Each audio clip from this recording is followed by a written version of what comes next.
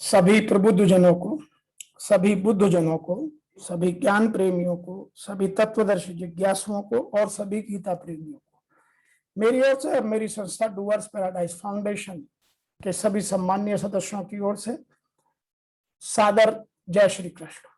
आज हम वर्तमान युग में आध्यात्मिक चिंतन की श्रृंखला के तहत गीता के 8वें अध्याय के श्लोक संख्या 22 की व्याख्या कर रहे हैं और इसमें जो 21वें में भगवान ने जिज्ञासु अर्जुन को और हमको समझाने की कोशिश की, उसी बात को आगे उसी क्रम में समझाते हुए भगवान कहते हैं और ऋषि वेद व्यास जी उसे लिखते हैं।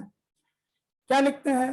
पुरुष से परः पार्थ भक्तया लक्ष्यतु अनन्यया यस्य अंत स्थानि भूतानि येन सर्वम इदं ततम। हे पार्थ, जिस परमात्मा के अंतर्गत सर्वभूत है और जिस सच्चिदानंद घन परमात्मा से यह समस्त जगत परिपूर्ण है, वह सनातन अव्यक्त परम पुरुष तो अनन्य भक्ति से ही प्राप्त होने योग्य है। तो एक सीधा मैसेज इसमें दे दिया कि वह केवल अनन्य भक्ति से ही प्राप्त होने योग्य है। कुछ लोग इसको ऐसे भी लिखते हैं कि हे प्रथानंदन अर्जुन, संपूर्ण प्राणी जिसके अंतर्गत हैं और जिससे यह संपूर्ण संसार व्याप्त है, उस परम पुरुष परमात्मा को तो अनन्य भक्ति से ही प्राप्त किया जा सकता है।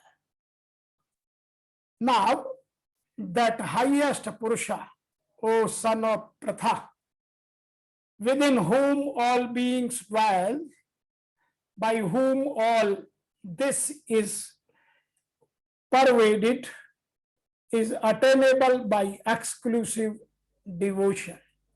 Some people are explaining in a different manner in English also. O son of Pratha, all beings are established in that, and by that is everything pervaded. That supreme Purusha can only be attained through unwavering devotion. Some people are writing exclusive devotion, some people are writing unwavering devotion. So we have to understand what kind of devotion and what kind of attachment we have that Paramatma. इस बात को मैं और आगे बढ़ाते हुए यहाँ यह भी कहना चाहता हूं, ज्ञान मार्ग में तो ज्ञानी पुरुष संसार से छूट जाता है, मुक्त हो जाता है और स्वरूप में स्थित हो जाता है, परंतु भक्ति मार्ग में संसार से मुक्त होने के साथ साथ भक्त को भगवान की तथा उसके प्रेम की प्राप्ति भी हो जाती है। तो दोनों में अंतर है। भक्ति मार्ग से भगवान का प्रेम और भगवान खुद की प्राप्ति बड़ी आसानी से हो जाती है और ज्ञान मार्ग में संसार तो छूट जाता है, वह अपने स्वरूप में स्थित हो जाता है। परमात्मा स्वरूप में स्थित होने में उसमें परमात्मा उसको कब मिलेगा, कैसे मिलेगा, यह क्वेश्चन मार्क रह जाता है। अतः कर्मयोग तथा ज्ञान योग तो साधन है और भक्ति योग साध्य है। यहाँ भगवान श्री कृष्ण स्पष्टतः यह बात हम सब जिज्ञासुओं को बता रहे हैं और इसी क्रम में कुछ लोग इस श्लोक की व्याख्या इस तरह भी करते हैं। हे पार्थ, जिस परमात्मा के अंतर्गत संपूर्ण भूत है, वह संपूर्ण जगत व्याप्त है, सनातन अव्यक्त भाव वाला वह परम पुरुष अनन्य भक्ति से प्राप्त होने योग्य है। और अनन्य भक्ति का तात्पर्य है कि परमात्मा के सिवाय किसी अन्य का स्मरण न करते हुए उससे जुड़े रहें।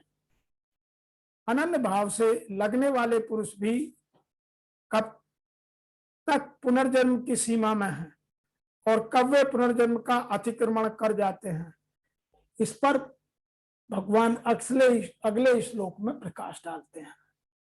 तो कुछ लोग इस तरह भी कहते हैं और कुछ लोग आज वर्तमान में जो भगवान कृष्ण का ही गुणगान करते हैं, वो कुछ इस तरह भी इसकी व्याख्या लिखते हैं कि यहाँ यह स्पष्ट बताया गया है कि जिस परम साध्य से फिर लौटना नहीं होता वह परम पुरुष परमात्मा का धाम है। ब्रह्म संहिता में इस परम धाम को आनंद चिंतन में, आनंद चिन्ह में रस कहा गया है, और जो ऐसा स्थान है वहां समस्त वस्तुएं परम आनंद से पूर्ण है। जितनी भी विविधता प्रकट होती है, जो भिन्नता हमें दिखती है, वह सब इस परमानंद का गुण है। वहां कुछ भी भौतिक नहीं, यह विविधता भगवान के विस्तार के साथ साथ ही विस्तृत होती जाती है, क्योंकि वहां सारी अभिव्यक्ति पराशक्ति के कारण है। इसलिए भगवान का दर्शन शब्दों में नहीं कहा जा सकता, वह केवल अभिव्यक्ति में व्यक्त किया जाता है। तो यहां यह भी समझना बहुत आवश्यक है। जैसा कि 7वें अध्याय में बताया गया, जहां तक इस भौतिक जगत का प्रश्न है, यद्यपि भगवान अपने धाम में सदैव रहते हैं, तो भी वह अपनी भौतिक शक्ति अर्थात माया द्वारा सर्वव्याप्त हैं। इस प्रकार वे अपनी परा तथा अपरा शक्तियों द्वारा सर्वत्र भौतिक तथा आध्यात्मिक दोनों ब्रह्मांडों में उपस्थित सदैव सर्वत्र रहते हैं।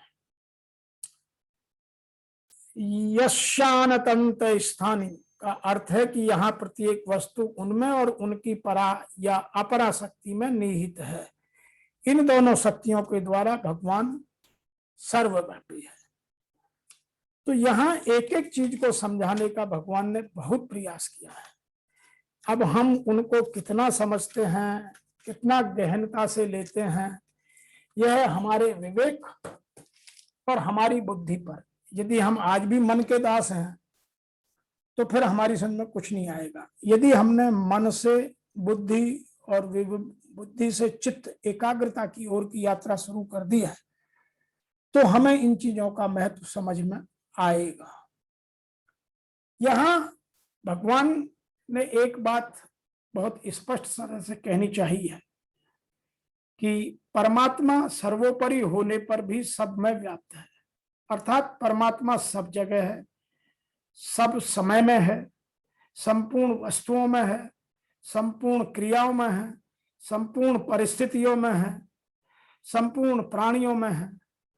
जैसा सोने से बने हुए गहनों से पहले सोना ही था और गहना स्वरूप बनने पर भी सोना ही रहा और गहनों के नष्ट होने पर भी सोना ही रहेगा, परंतु सोने से बने गहनों के नाम, रूप, आकृति, उपयोग, तोल, मूल्य आदि पर दृष्टि रहने से सोने की तरफ दृष्टि नहीं जाती। आदमी उन चीजों को देखता है। ऐसे ही संसार से पहले भी परमात्मा है, संसार स्वरूप में भी परमात्मा है और संसार का अंत होने पे भी परमात्मा ही रहेंगे, परंतु संसार के पार्श्व भौतिक ऊंच नीच, छोटा बड़ा, अनुकूल प्रतिकूल आदि लेने से परमात्मा की तरफ दृष्टि नहीं जाती। आगे लिखा है पुरुष स पर पार्थ। तो पूर्व श्लोक में जिसको अव्यक्त, अक्षर, परम गति आदि नामों से कहा गया, वहीं उसको यहाँ पुरुष स पर कहा गया। ऐसा वह परम पुरुष परमात्मा अनन्य भक्ति से प्राप्त होता है। तो परमात्मा के सिवाय प्रकृति का यावन्य मात्र कार्य अन्य कहा गया है। जो इस अन्न की स्वतंत्र सत्ता मानकर आदर देता है, महत्व देता है, उसी में अनन्य भक्ति पैदा होती है, अन्यथा नहीं। परमात्मा के सिवाय किसी की भी सत्ता महत्ता न माने, यह भी प्रकृति और प्रकृति के कार्य संसार की सत्ता देकर ही कही जा सकती है। कारण कि प्रत्येक मनुष्य के हृदय में एक परमात्मा है और एक संसार है। यह बात जची हुई है। वास्तव में तो सब देश, काल, वस्तु, व्यक्ति, घटना, परिस्थिति आदि के रूप में एक परमात्मा तत्व ही है। जैसे अब पानी के प्रकार लीजिए, बर्फ है, ओला है, बादल है, बूंदे हैं, ओश है, कोहरा है, नदी है, तालाब है, समुद्र है आदि सब में जल ही जल है। ऐसे ही सूक्ष्म और स्थूल और कारण रूप से जो कुछ संसार दिखता है वह केवल परमात्मा का ही तत्व है, उसी की माया है। और बाबा तुलसीदास जी ने सुंदरकांड में जब समुद्र रामचंद्र जी से विनय करता है तो वहां लिखा है कि भगवान मैं तो जड़ बुद्धि हूं, आपने ही मुझे अपनी माया से इस संसार को चलाने के लिए प्रकट किया है। आप चाहे तो मेरी मर्यादा नष्ट कर सकते हैं और चाहे तो मेरी मर्यादा को बना कर रख सकते हैं। तो यह बात तुलसीदास जी ने भी कहा है कि यह संसार माया से ढका हुआ है। तो हमें यहां यह सब जानना अत्यंत आवश्यक है।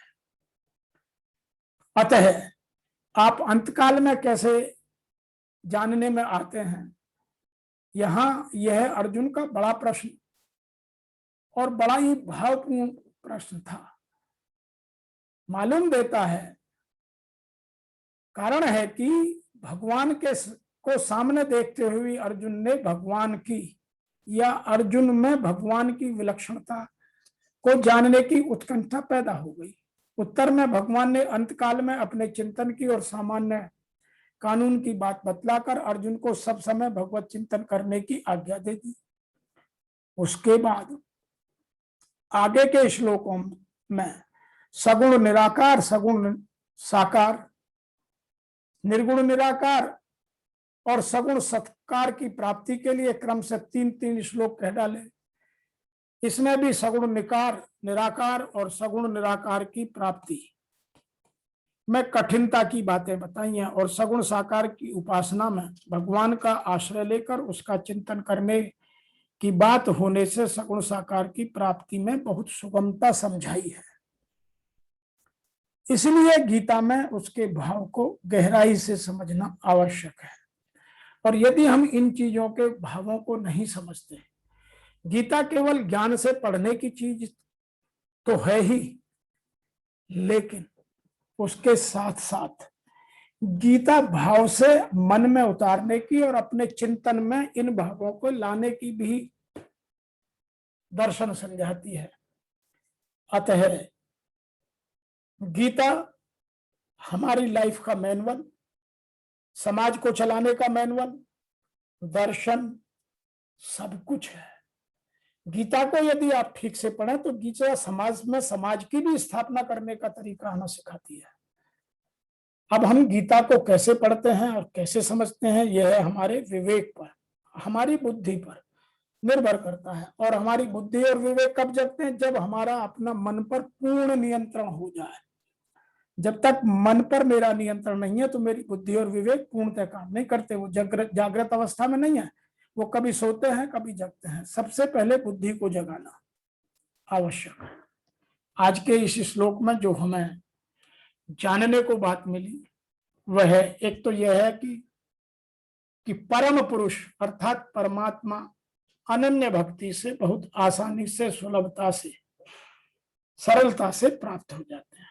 दूसरी बात यह बताएगी कि भगवान सब जगह, सभी कालों में, सभी परिस्थिति में, सभी लोगों में, सभी समय में, सभी प्रकार से सदैव उत्पन्न है।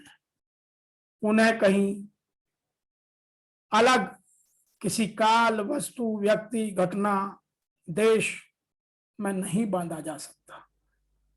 आज के श्लोक की इस व्याख्या में इतना ही। शीघ्र मिलते हैं आपसे आगे की श्लोकों की व्याख्या लेकर। तब तक के लिए आपको मेरी ओर से और मेरी संस्था डूअर्स पैराडाइज फाउंडेशन के सभी सम्मान्य सदस्यों की ओर से ओम नमो भगवते वासुदेवाय नमः।